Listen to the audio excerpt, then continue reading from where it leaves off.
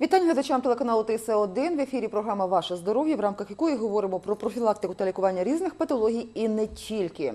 Отже, фундаментальний факт: українську державну систему необхідно реформувати. Напевно, медицина, вочевидь, є однією на перших місцях, на перших позиціях у цьому плані. Власне, про процедуру реформування медичної галузі, чи вирішить це гострі соціальні питання, а також про нову модель надання медичних послуг, обговоримо з нашим гостем. Василь Васильович Скрип, начальник управління охорони здоров'я Закарпатської ОДА, є сьогодні нашим гостем. Я вас вітаю, Василь Васильович. Отже, днями міністр охорони здоров'я України Олександр Квіташвілі підписав угоду про позику Світового банку на 215, якщо не помиляюся, мільйонів доларів. Куди підуть ці гроші? Відомо, що цей проєкт буде діяти в 8 областях. Що перепаде Закарпаттю? Цей проєкт буде дійсно діяти у 8 областях. І у 2 областях це будуть великі проєкти, і по іншим 6 областям це субпроєкти. І цієї суми Закарпаттю перепаде 6,5 мільйона доларів. Це так звана інтервенційна кардіологія. У нас планується створити нове сателітне відділення на базі Хуської районної лікарні і забезпечити рівень надання хворим кардіологічною патологією на такому рівні, як воно у нас є сьогодні в обласному центрі, силами обласного кардіологічного диспансеру. Сюди входить і обладнання ультрасучасне, сюди входить і навчання персоналу, сюди входить і санітарний автотранспорт, реанімаційні машини, сюди входить обладнання цих машин і медикаменти. І тому я вважаю, що це дуже добре для нас. Шкода, що ми не війшли у великий проєкт по реформуванню, воно перепало деяким іншим областям, але я вважаю, що це також добре. Власне, всі кошти 6,5 мільйонів підуть на сателітний центр, так я розумію? Ні, там чи будуть іще якісь? Все це, що я перерахував, це, окрім того, і 6,5 мільйона доларів – це кредит Світового банку. А 10% до цієї суми ми повинні забезпечити із місцевих бюджетів. Власне, де буде плануватися, створюватися цей центр сателітний? Цей сателітний центр буде створений на базі Хуської районної лікарні. Буде окреме відділення інтервенційної кардіології, куди будуть звозитися хворі із 5 районів, які наближені до Хуста, і там буде надаватися їм допомога. А які терміни, яка перспектива? Перспектива 2 роки, 15-16. Проєкт вже в процесі реалізації. Отже, міністром також було оголошено про початок аудиту в медичних закладах. Що це означає? Що хочуть дізнатися завдяки в цьому кроку? Що це таке? Для того, щоб почати будь-які реформи, будь-які зміни, потрібно спочатку порозуміти, на якому етапі розвитку ми знаходимося. Саме тому робиться цей аудит і в наших медичних закладах. Це в першу чергу. Ми повинні розібратися з нашими штатами. Ми повинні знати, на якому етапі 3-рівнева допомога, перший, другий, третій рівень, ми повинні розібратися, на якому рівні, скільки лікарів, скільки медичного апарату повинно працювати. А то в нас, скажімо, на 3-му рівні є надлишок кадрів, на 1-му рівні в селах у нас не вистачає штатів. Друге, найбільш затратною формою надання медичної допомоги – це стаціонарна медична допомога. Мова йде про наші дільничні лікарні, які до сих пір існують, мова йде про районні лікарні, а також спеціалізовані лікарні, які знаходяться на обласному утриманні. От ми розбираємося зараз, чи обґрунтовано у нас така кількість ліжок. А кількість ліжок в нашій області на сьогодні – це 42 ліжка на 10 тисяч населення. Це значно менше, ніж в інших областях, але на мою думку і на думку управлінців нашої області це забагато. Тому ми повинні розібратися, який заклад, яку потужність повинен мати в майбутньому. Все це робиться для того. Для чого робиться аудит? Це робиться для того, щоб спрямувати ті кошти, які сьогодні, можливо, витрачаються на лишні штатні одиниці і посади, в тому числі управлінські. Ці кошти, які сьогодні використовуються на утримання ліжка, яке нераціонально використовується, щоб ці кошти не забрати з медицини, а підвищити прямі витрати на хворого у виді медикаментів, медичної послуги, харчування тощо. А чи йдеться, власне, у другому пункті, ви говорили про другий рівень надання медичної допомоги, чи йдеться про оптимізацію дільничних лікарень? За цим стоїть і, не знаю, людський фактор, кадри. Я вам скажу таке, ми зараз готуємося до підсумкової колегії управління охорони здоров'я, яка відбудеться 25 лютого. І ми зараз в процесі вираховування цих цифр. Хочу вам сказати, що ліжко в дільничній лікарні в 2 рази дорожче, ніж в районній лікарні. Здавалося б, а чому це? Правда? А саме тому, що, наприклад, в дільничній лікарні є 10 ліжок. На ці 10 ліжок є круглодобовий пост медичної сестри, це 5 посад. Круглодобовий пост санітарки, це 5 посад. Потрібно ще працівника кухні, потрібно ще постачальники, потрібно технічного працівника, потрібно автотранспорт.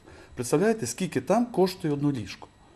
Дуже багато. У районній лікарні воно коштує дешевше. У спеціалізованому закладі, не дивлячись на те, що вони значно краще фінансуються, а один ліжко-день коштує значно дешевше. Тому ми повинні оптимізувати ці.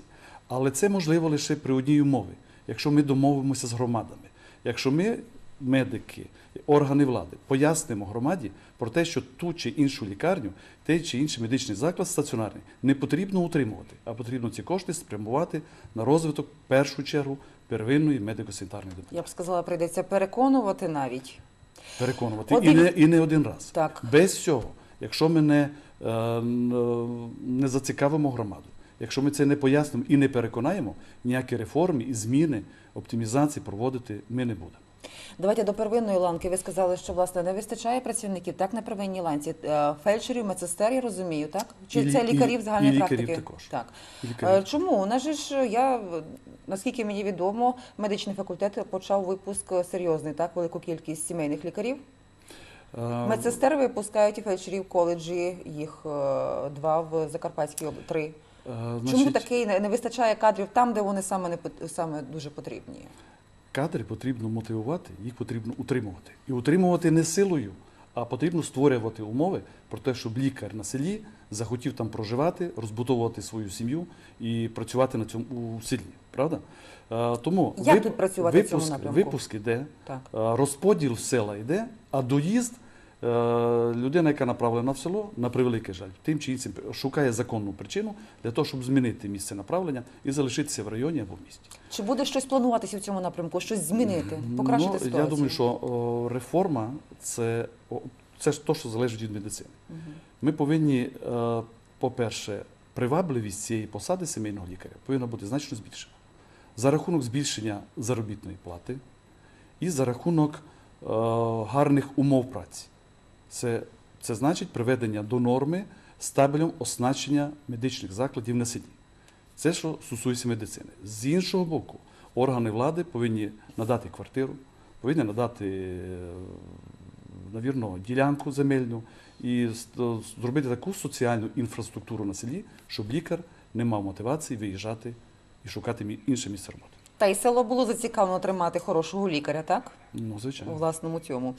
Отже, реформи передбачають застосування нових фінансових механізмів. Якою моделлю скористається загалом області, так? І чи є вже якісь напрацювання? Я, напевно, вже перейду навіть до наступного питання, якою буде підтримка місцевої влади, бо зрозуміло, що будуть міжбюджетні якісь відносини. Так, розвиватися в цьому напрямку. Так, що б я розпочав? Реформа на цьому етапі, от коли ми з вами сьогодні ведемо бесіду, в принципі, реформа дещо пригальмувала. З питань охорони це зв'язано з зміною влади, зміною керівництва, в тому числі Міністерства охорони здоров'я. Проводиться вивчення підсумків реформування охорони здоров'я в тих областях, де були пілоти на протязі останніх 3 років. На Закарпатті були пілоти? Не було. Не було. Це Донецьк, Дніпропетровськ і Вінниця.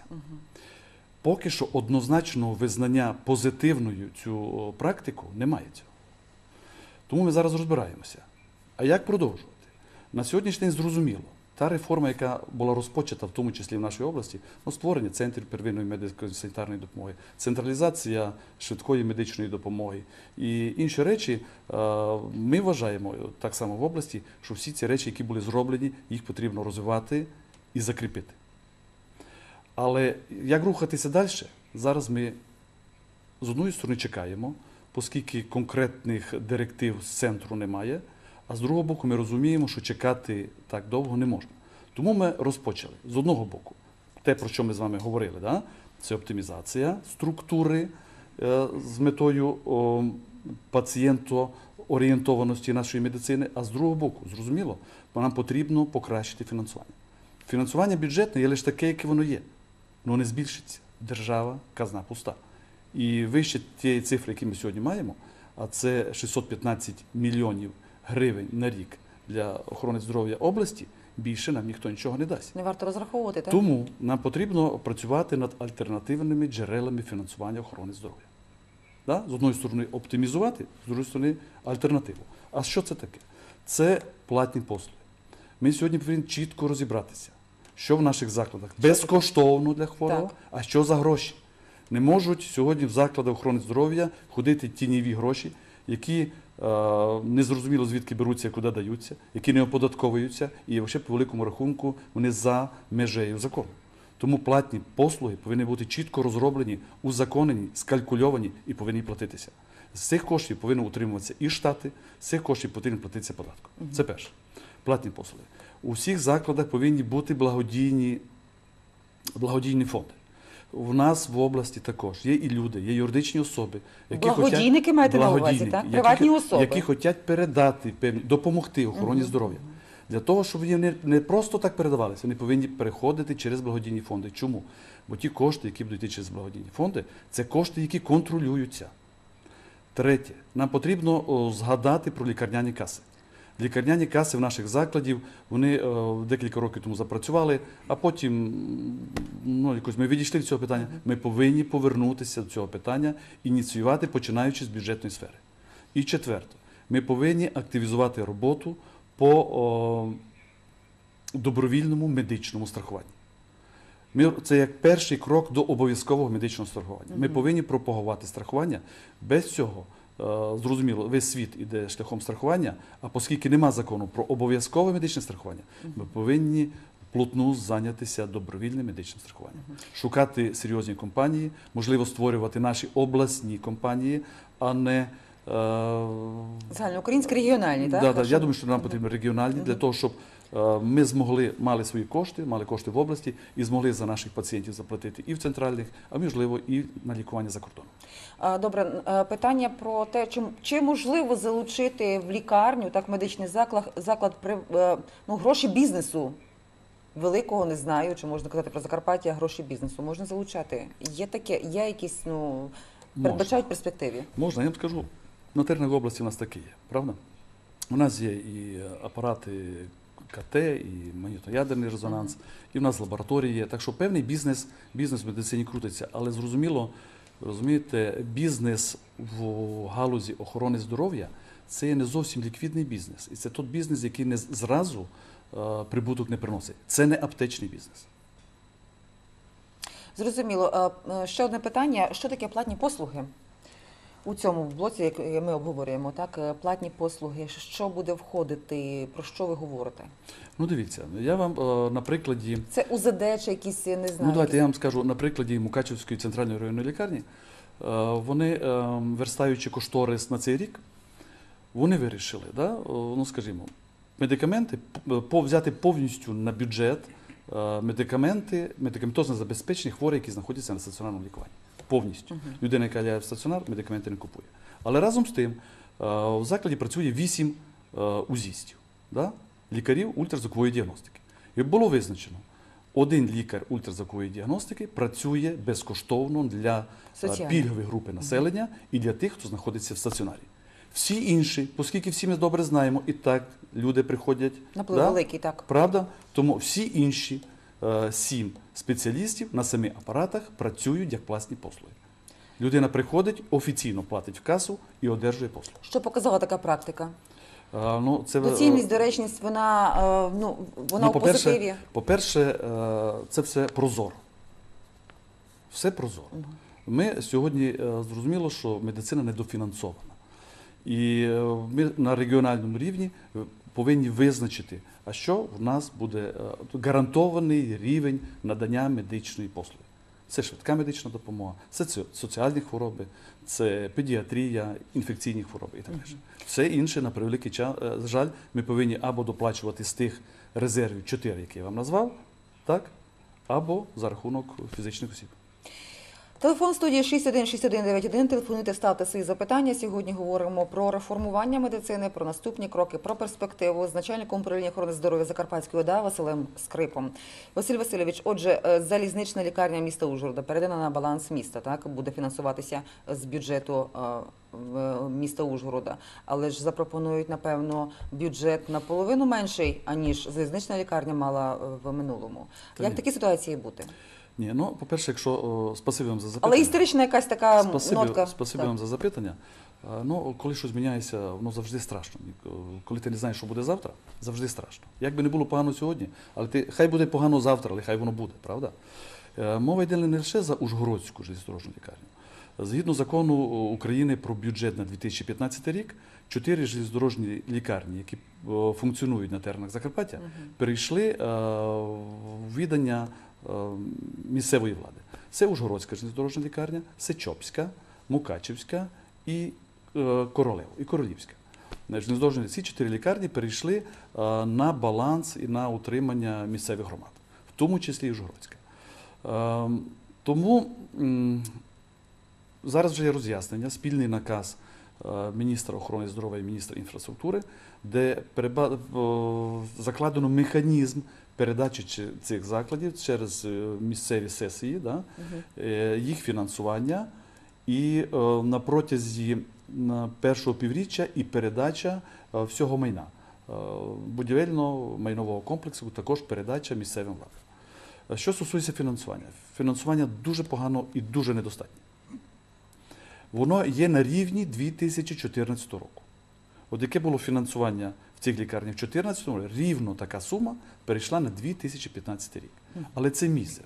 Це якщо говорити про Ужгородську железнодорожну лікарню, це трохи більше 6 мільйонів. А там працює 200 чоловік, а там більше 200 лікарів. Так, а що їм пропонує міський бюджет? Чи запропонує таку суму? Ну, їм вже запропонували. Таку суму 6 мільйонів їм вже дали. Коли приймався бюджет міста Ужгорода, цю суму дали. Але це сума достатня на сьогодні для того, щоб, окрім заробітної плати, проплатити хоча б енергоносії. Це приблизно максимум перше півріччя, а реально до травня місяця. На майбутнє що буде робити лікарня? Як будуть діяти? І Тому... чи раді були міська рада, власне, такому подарунку? Думаю, що ні. Дивіться, ви мешканець Ужгорода, я також. Частина наших глядачів також. І ми чітко розуміємо, ми знаємо, в якому стані центральна міська клінічна лікарня. Правда? Ми знаємо, що це лікарня, де працюють гарні фахівці, де є потужний ліжковий фонд, але медикаментів там обмаль, харчування слабеньке, матеріально-технічна база, ремонти, то все не робиться. І окрім цього закладу є ще родильний заклад і є міська дитяча лікарня. Правда? І центр первинної медико-санітарної допомоги. 4-й заклад, і тепер на місто, на бюджет ще 5-й заклад, железнодорожна лікарня. Тому сьогодні, по-перше, не треба панікувати. Я зробив обхід у цій лікарні, я побачив, лікарня дуже гарна, там працюють гарні фахівці. Залізнична маєте на увазі, так. Я був 2 тижні тому назад для того, щоб побачити базу, я там був лише в студентські роки. І навіть мій візит туди теж переполох. А що буде? Кожен за себе боїться. Людський фактор, це однозначно, що я зрозумію і всіх розумію, ми повинні розібратися, що там повинно бути. По-перше, я про це говорив і головному лікарю. Це моя думка. Я планую на слідуючому тижні, ми вивчаємо це питання по всіх железнодорожних лікарнях, ми плануємо провести нараду, на якій будуть присутні головні лікарі з головами профспілкових комітетів, будуть присутні органи влади, на території яких перейшли ці заклади, будуть присутні фахівці управління охорони здоров'я із залученням фінансового управління. Я доповім і керівництву обласної державної адміністрації, ми повинні разом вирішити цю непросту проблему. Для мене очевидно, що ми повинні зберегти в цих закладах, в тому числі ужгородські, специфічні функції, які надають ці заклади. Які це специфічні функції? Це медогляд при прийомі на роботу железнодорожників. Це проведення диспансеризації железнодорожників. Це проведення періодичних оглядів. Це проведення передрейсових оглядів, що дуже важливо. І не тільки на території Ужгорода, а й по магістралях. Федеральна сфера збережеться? Зараз до цього я йду. Оце ми повинні зберегти. Найважче питання, а що робити із стаціонаром? Там є 4 стаціонарні відділення. Зрозуміло, що по великому рахунку цей стаціонар місту Ужгороду в принципі не потрібен. Якщо я не прав, фахівці мене поправлять. Тому ми повинні подумати, як трансформувати цю лікарню і зберегти колектив. Що стосується кафедр, я знаю цю проблему, і до мене звернулися кафедральні працівники, які працюють на цій базі. Я можу завірити цих працівників і успокоїти їх. Проблеми в них не виникнуть. Оскільки це не лише проблема самих кафедр, а на цих кафедрах навчаються дуже багато студентів, більше 600 студентів це із медичного факультету і дуже багато слухачів і студентів інституту післядипломної освіти. Була навіть ідея створення на базі железнодорожної лікарні університетської клініки. Я готовий підкласти своє плече. Але хотілося б, щоб від говорільні, від риторичних речей ми перейшли до конкретних справ і подумали, як трансформувати ці наші заклади для того, щоб покращити медичну допомогу нашому населенню і якомога менше, щоб постраждали колективи, які сьогодні працюють. А краще, щоб вони взагалі не постраждали. Телефон студії 616191. Телефонуйте, ставте свої запитання. Кажуть нам, що маємо телефонний дзвінок. Алло, доброго вечора. Зверніться і поставте питання. Прошу. Добрий вечір. Значить, дзвонимо з Нижньої Солотвини, Ужгородський район. У нас проблема вже десь років 5. У населеному пункті нема фельдшера. Якщо з'являється, то з'являється на місяць, на 2 і всього. А потім обратно 2-3 роки нема. Ми вже зверталися і до районних, і до обласних раніше начальства. Чому так у вас виходить все, пан Василь говорить, що гроші не є то. От у вас така система, що у нас в районі є Середянська больниця, Ужгородські больниці, якими Ужгородський район пользується. І тут же в селах держите такі, як будто стаціонару амбулаторії, де працює от у Руських Комарівцях 8 чоловік, 3 із Нижнього Солотвина працюють, 3 врачі, врачка з Нижнього Солотвина. Вона приймає лише 1 раз у Солотвині в п'ятницю і то лише дітей. Чому не зробити так, щоб докторка, сімейний лікар приймав хоча б 3 у тиждень? Добре, Виходить, що 8 чоловік сидить без тіла там. Я вважаю циган, бо цигани там ходять много. Але село вже стільки років того. Останній раз ми письменно обращалися. Вчора я був в здравоотделі в районному у 12-му році. І ніякої допомоги нема. Такі банди, як фельдшерські, то ті стаціонару, треба розганяти. Добре. Розумієте? Ми зрозуміли суть запитання. Василь Васильович, ну ви зрозуміли, так? Що таке в Нижнє Солотвино? Немає фельдшера, лікаря? Я вас почув. Що стосується підготовки розподілу до вас фельдшера, це не є проблема. Я це питання вирішу на розподілі в одному із медичних коледжів. У нас є 3, які готують фельдшерів. У нас тепер призначений новий начальник відділу охорони здоров'я Ужгородської райдержадміністрації. І це буде перше її завдання – розібратися із цією дільницею, яка обслуговує Нижній Солотвин. Не лише фельдшера, а дільничного лікаря, так? Ми йшлося? Ні, я дам вказівку начальнику відділу охорони здоров'я, яка повинна розібратися. Що належить, так, з дільниці. Там є сімейний лікар, і це село входить у зону обслуговування сімейного лікаря. Тому я розберуся з цим. Спасибі за запитання. 616191, телефонуйте, ставте свої запитання. Говоримо про реформи в медицині, загалом і в Закарпатті, зокрема. Якщо маємо телефонний дзвінок, прошу, включіть. Алло? Алло, доброго вечора, слухаємо вас. Зірвався телефонний дзвінок, маємо не так багато часу, 15-20 хвилин, тож будьте активні, телефонуйте. Василь Васильович, отже, переселенці з Закарпаття, в Закарпатті, так, тема потужна, дуже важка, так, по всій Україні багато переселенців, як стан справ у нас, чи забезпечені вони належною медичною допомогою? На Закарпатті зараз більше 3400 переселенців. Всі переселенці взяті на облік у закладах охорони здоров'я. Ми розібрали по патологіях, я вибачаюся за по патологіях. Ми знаємо, скільки з переселенців хворіють на цукровий діабет, ми знаємо, скільки з переселенців хворіють на туберкульоз, мають ВІЛ-СНІД і так далі. І всі на контролі, так? Взяті на контролі, взяті на диспансерний аналіз, забезпечені медикаментами. Міністерство охорони здоров'я попросило у нас розрахунки щоб на додаткове фінансування ми сьогодні вже підрахували на додаткові витрати і направили цю інформацію в Міністерство охорони здоров'я. Але ще до додаткових коштів, до яких розпоряджень з Міністерства охорони здоров'я, ми вже цими людьми, цим контингентом займаємося.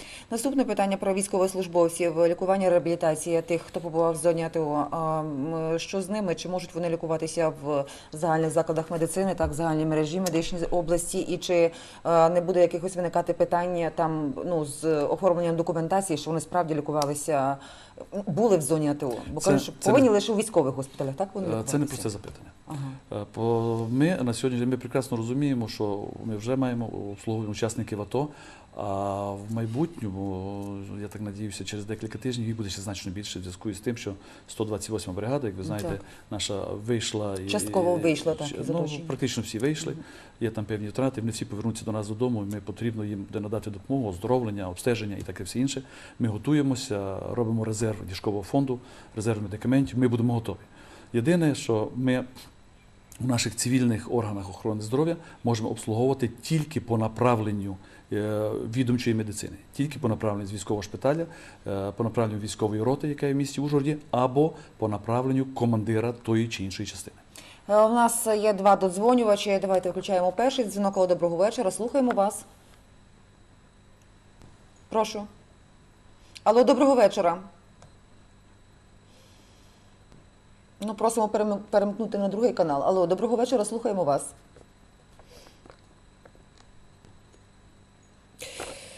Продовжуємо. Отже, аналіз роботи за минулий рік. Чи досягнуто тих планів, що були позаминулого року, так, що виконано? Чи вже частково, чи повністю проаналізовано 2014 рік? Ми детально і глибоко аналізуємо результати роботи галузі охорони здоров'я Закарпатської області за минулий рік. Це потрібно для того, щоб підвести знову ж таки риску і подивитися, що в нас недобре. І 25 лютого, як я вже казав, я вже анонсував, у середу ми зберемося на колегію, де будуть присутні всі представники закладів, всіх районів, і, можливо, і представники органів влади обласної і районів, і ми запросили представника Міністерства охорони здоров'я. Є, звичайно, у нас здобутки. В основному можна говорити про стабілізацію основних показників в галузі охорони здоров'я. Це у нас незначно збільшилася народжуваність. У нас досить помітно зменшилася смертність. Отже, і сам показник природнього приросту у нас також збільшився. Відрадно є те, що у нас на протязі року зменшилася малюкова смертність. Показник малюкової смертності за 2014 рік 8,88 проміле. Тобто на кожні 1000 народжених більше 8 точок у нас помирали. Це, в принципі, гарний, це європейський показник. Так, один з найкращих за 10 років, так я розумію. Так, це один із гарних показників. Разом з тим, зрозуміло, є в нас і певні недоліки. Мене турбує, що за останній рік у нас величезні проблеми в імунопрофілактиці, зрозуміло з чим, оскільки не було матеріалів для щеплення. У нас ніколи не було такого низького показника. У нас погіршився показник раннього виявлення туберкульозу. У нас погіршився показник дорічної летальності взятих хворих онкологічних на облік. Так що є над чим працювати. І оці всі основні два показники по онкології і по туберкульозу, я вважаю, що ми повинні їх змінити тільки зміною і покращенням надання медичної допомоги на первинній ланці. В основному 80% всіх медичних проблем вирішуються саме в селі, саме на рівні первинної медико-санітарної ланки, в центрах первинної медико-санітарної ланки. Якось не до цього було, напевно, за 2014 рік. Так, важкий рік видався для всієї України, для важкий був всієї рік, нації. і ми переконалися, що якби ми не розвивали заклади 3-го рівня, 2-го, за рахунок цих закладів ми не зможемо змінити ситуацію, якщо на первинній ланці ми не будемо працювати досконало. Давайте послухаємо глядачів. Алло, доброго вечора, слухаємо вас. Прошу, вімкніть першу лінію. Алло, доброго вечора. Якщо у нас є другий дозвонювач, прошу. Алло, добрий вечір. Добрий вечір. Пані дозвонювачка, прошу. Добрий вечір. Я би хотіла виразити свою думку. Я жителька міста Ужгорода і залізнична пенсіонерка. Про залізничну лікарню міста Ужгорода.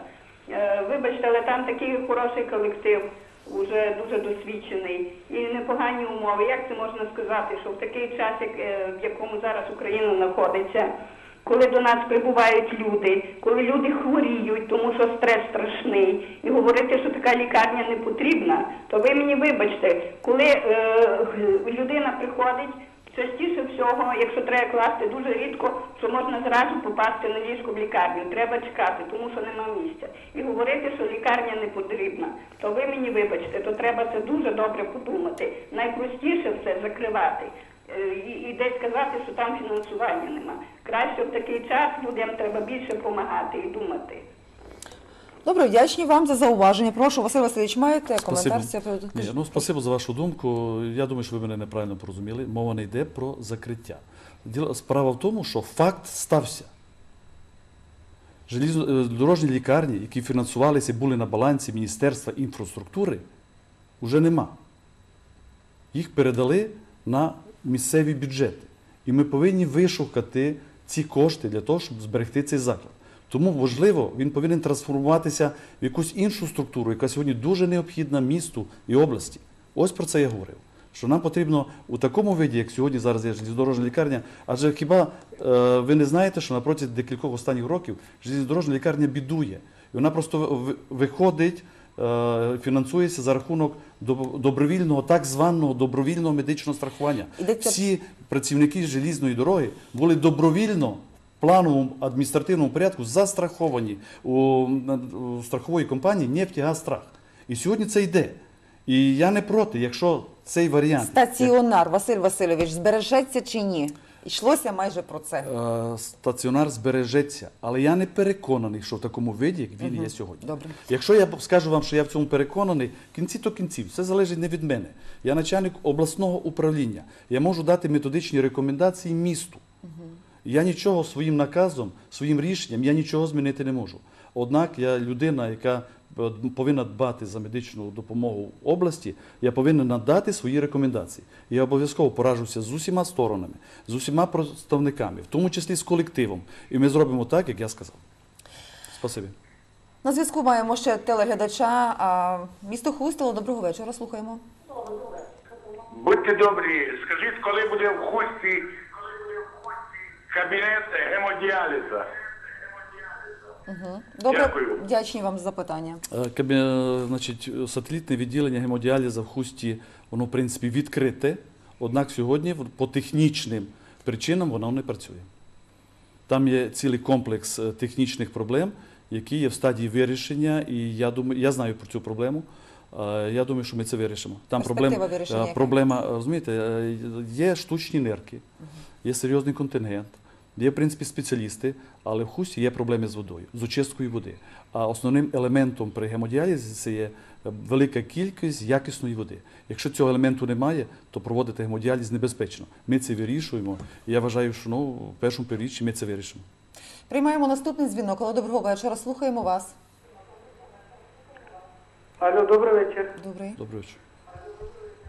Скажіть, будь ласка, Василь Васильович, в сусідніх країнах у нас, в Венгрії, Чехії, формуються центри для оказання адекватної, хорошої допомоги.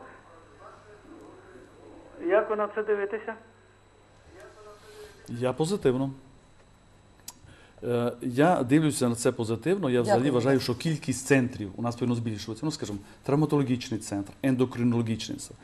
Але створення центрів надання медичної допомоги, в тому числі створення спеціалізованих центрів, не повинно тягнути за собою збільшення адміністративних кадрів. Вони повинні лягати на структуру обласної клінічної лікарні, центру нейрохірургії, інших обласних закладів або районних. Центр створювати потрібно, але під дахом нині діючих адміністративних структур лікувальних закладів. Ну, давайте ще трошки по наших питаннях. Залишається 5-7 хвилин. Якщо маєте, шановні глядачі, ще якісь запитання, 616191. Сьогодні говоримо про реформу в медицині, зокрема в Закарпатті. Василь Скрип, начальник управління охорони здоров'я, сьогодні нашим гостем. Василь Васильович, отже, після того, як ви заступили на цей пост, так, на цю посаду, ви говорили про медичні ради, так? Вони є, вони існують? Так, звичайно. Яка їхня функція? Що вони виконують? Що вони вирішують? Хочу вам сказати, після того, як я заступив на свою посаду, я анонсував на перші 3 місяці своєї роботи питання, які будуть розглядатися на медичних радах і на колегіях управління охорони здоров'я. Цю програму ми виконали. Всі ці питання. Медичні ради – це колегіальний орган, де заслуховуються найбільш актуальні і болючі питання охорони здоров'я області, аналізується ситуація і вироблюються стратегічні напрями розвитку охорони здоров'я. Повторюю, це колегіальний орган, і дуже часто після прийняття рішення на медичній раді чи колегії, для того, щоб воно вступило в законну силу, це рішення, я видаю наказ по управлінню охорони здоров'я. От останнім часом засідали так медичні ради? Так, звичайно. Маєте Одне із питань це було саме питання гемодіалізу, розвиток цієї служби, оскільки це дуже затратна служба, ми це розглядали. Питання цукрового діабету, питання трансплантології, питання швидкої медичної допомоги, яка потребує великого удосконалення, і багато інших питань. Продовжуємо. Просимо включити наступного дозвонювача. Доброго вечора. Слухаємо вас. Добрий вечір. Часу обмаль. Просимо. Алло. Добрий вечір. Доброго вечора. Добрий вечір. Хотілося б запитати пана Василя, а в Ужгородському районі... Добрий вечір. Добрий вечір. Хотілося б запитати, а в Ужгородському районі говорили, що призначений новий начальник відділу охорони здоров'я. Хотілося б почути його прізвище. Добре, дякую за запитання, прошу. Я дуже вибачаюся, але я не назву прізвище, оскільки я не пам'ятаю. Це завідуючий, це головний лікар амбулаторії загальної практики сімейної медицини, по-моєму, в Розовці. Добре, знаю, що має... Раніше вона працювала на цій посаді, а зараз вона призначена на посаду начальника управління. Я дуже начальника відділу, я вибачаюся, дійсно не пам'ятаю прізвище. Маємо ще одного дозвонювача. Я думав, пропонував би зайти на сайт. Так. Знайти на сайт, на сайт Закарпатської ООС, мається на увазі, так? На сайт Ужгородської райдержадміністрації, ви там побачите. Алло, доброго вечора, ми вас слухаємо. Прошу питання. Алло, Прошу. добрий вечір. Добрий вечір.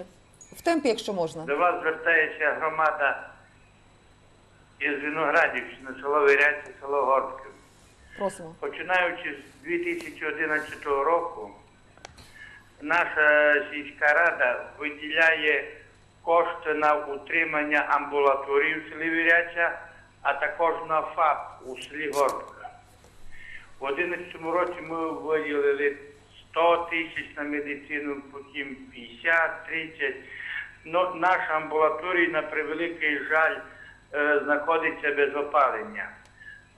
Із районної лікарні нам не дають ні на медикаменти, ми стараємося за наші кошти отримувати і ФАП, і амбулаторію, постачаємо кошти на медикаменти і на бензин, а районна лікарня не може придбати один котел газовий, щоб зробити пряме опалення в себе на амбулаторії. Тут дуже велике у нас болюче питання. Я вас прошу, Василь Васильович, зверніть на це увагу. Чому воно так?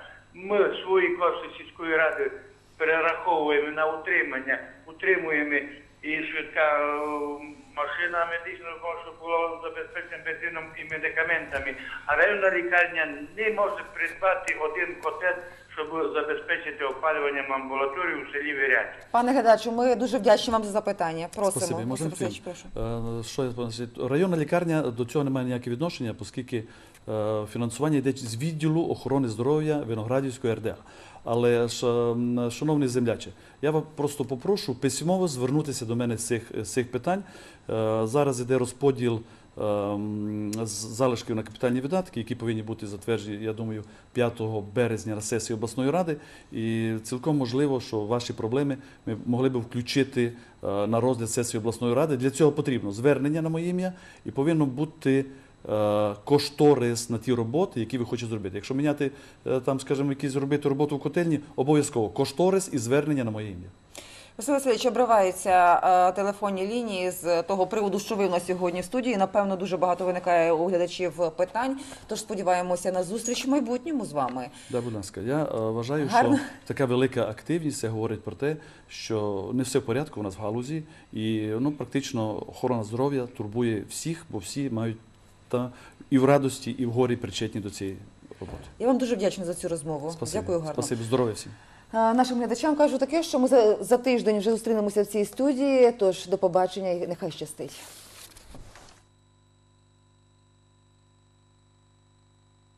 Уж таксі.